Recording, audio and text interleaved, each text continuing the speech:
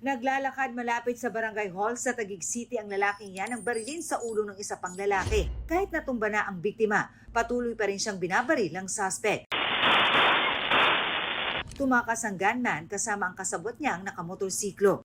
Patay ang biktimang ambulance driver ng barangay.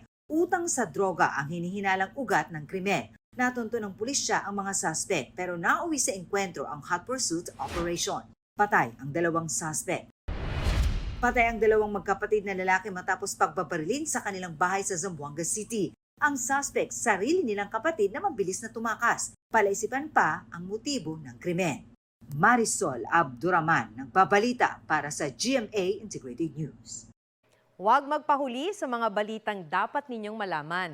Mag-subscribe sa GMA Integrated News sa YouTube. Sa mga kapuso abroad, subaybayan nyo kami sa GMA Pinoy TV at sa www.gmanews.tv.